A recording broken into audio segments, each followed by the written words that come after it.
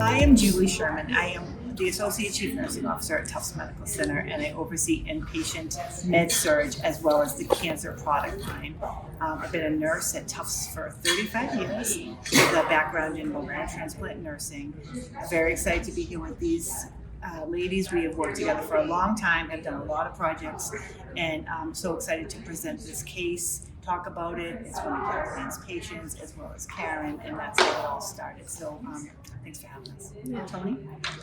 Thanks. So I'm Tony Maloney. I'm the Outpatient Clinical Nursing Director over at the Cancer Center. And I'm so grateful to be here with these ladies. And like Julie said, we've worked together for, over 30 years. And we just really have a true love of oncology nursing. And it's great things that we do together. So happy to be a part of it.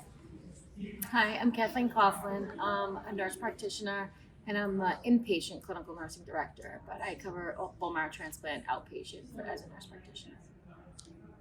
And I'm Karen Pischke. I'm a registered nurse that started out in critical care and have moved into integrative therapies as a consulting Reiki provider at Tufts Medical Center.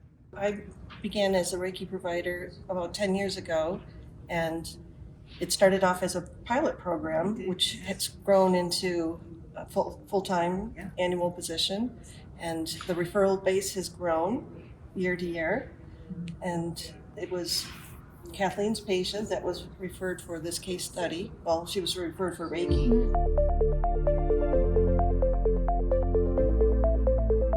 Kat's patient is somebody who I saw frequently. Yeah, very frequently, yep. Over from December 2022 until current.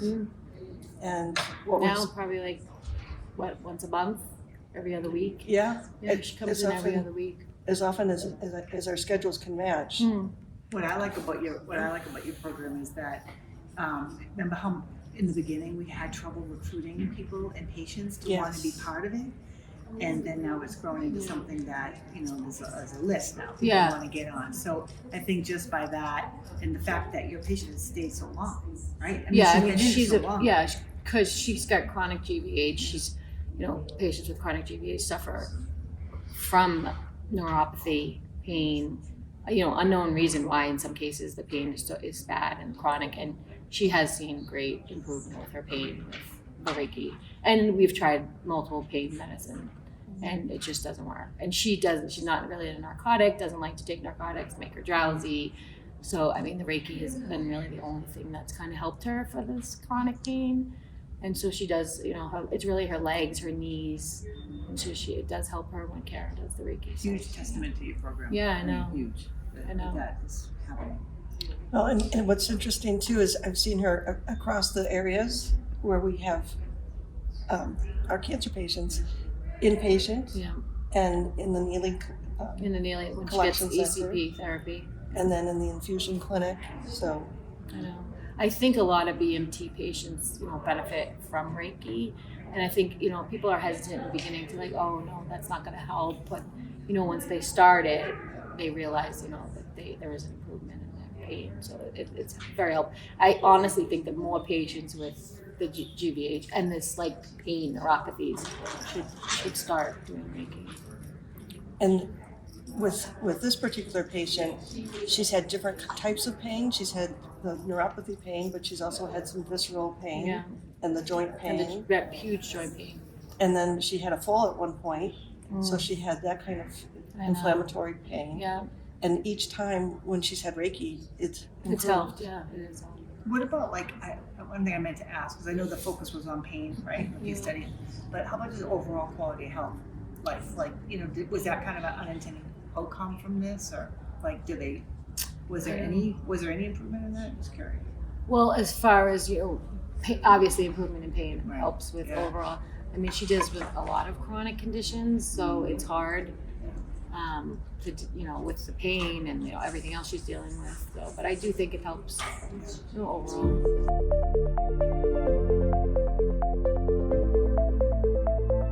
So some of the clinics are putting the flyer in the welcome package, and that's how they find out about it. Some people are aware of Reiki before they come in, and so then they ask, do we have Reiki there?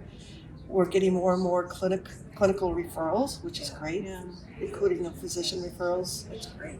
the nursing staff. Yeah.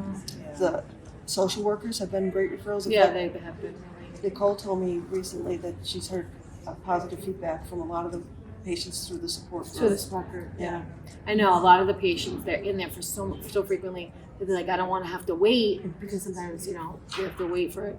It would be great if we had it more frequently, you know what I mean? But That's the hope, you know, I know. because I'm there still very limited, even though we started out with a small pilot and it's grown, it's still limited hours. Yeah. So one of my hopes is to find some more funding, to have more hours, more accessibility. Because it would almost be wonderful if it could be part of, okay, your treatment plan includes radiation, chemotherapy, and Then add in, Reiki. it's like a session.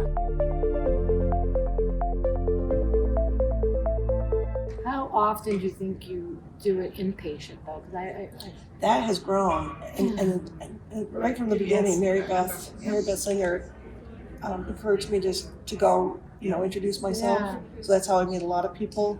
And then when the request started coming for inpatient, they gave me permission, and I can even go not just in the oncology inpatient, but if they're in the ICU or in another, you know, radiation onc, I can go over there.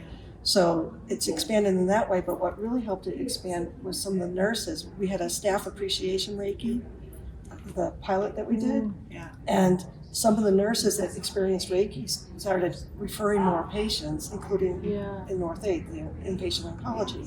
And then 2 of them did their new nurse project Yeah. on Reiki. Yeah, yeah. Because Right, of that because if They're not you this become a nurse. believer, then you're more apt to, Yeah. you know, Encourage promote, other people to right? do it, So yeah. this, saying we have this program we offer. And I always try to encourage all the staff to try it anyhow, so that they have a sense of what it might be experienced, what the experience might be for the patient. So, And then we used it in our wellness day with the transplant Yes. patients, which was nice. can you tell a little bit about the wellness day? Because that was So awesome. yeah, so we had, which we're going to do it again this year. We had a wellness day for our bone marrow transplant group, and we did Reiki, massage, mindfulness. What else did we do? Yoga. You did Art yoga, therapy, art yoga. therapy. Yeah, It it was was really great. nice. I know. I Yeah. know. The patients really enjoyed it, and just, you know, it was a nice way for them to kind of come Get together, yeah.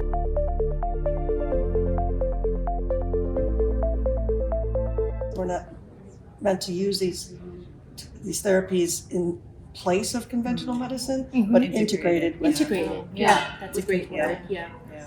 Right, because it really does, it helps so many patients, you know, along with their chemotherapy, radiation, it's another kind of therapy. And I've seen so many patients benefit from your work, it's really wonderful. Thank you. But in this case, what was interesting, it's not an isolated case. It's a single case study that we presented, but it's not an isolated case. No, it's not.